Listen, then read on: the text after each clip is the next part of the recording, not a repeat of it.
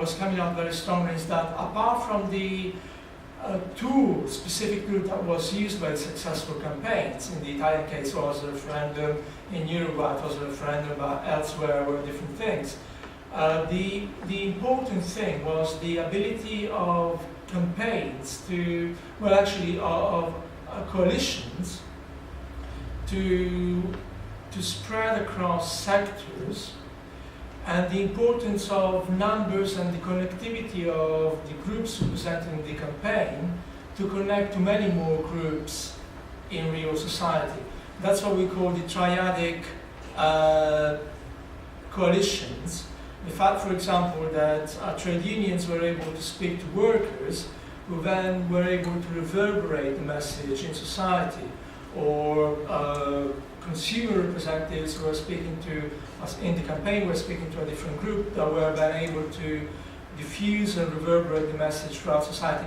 That's how they built this universal backing for the campaign. So much that at the end, in Italy, the Pope was coming out in support of it, and so I think that's the key to campaigns. First of all, try to find a message that is of universal appeal, and then trying to build coalitions that are able to diffuse the message to the whole of society to get that universal backing. Then the referendum is an opportunity. They could have found others. Thanks for that answer. I have one. Are there any other questions? I have one for Janan. Interesting placemaking. I'd like to put that in front of a planner in a council and see what happens.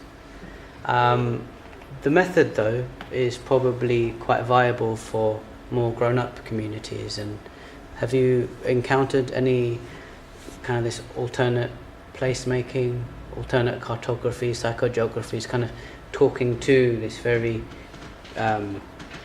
top-down system? There are, I'm really rubbish at remembering people's names, but oh god, what's the name? Plymouth University. Alright.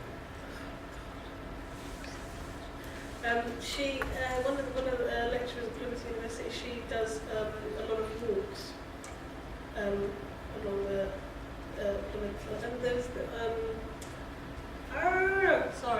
I've done my space chapter 6 months ago, so I'm trying to remember everyone's name. But there are various psychogeographical examples of adults, using those kind of things to look at placemaking, but there hasn't been any applied drama practice used the way that I've been using with young people.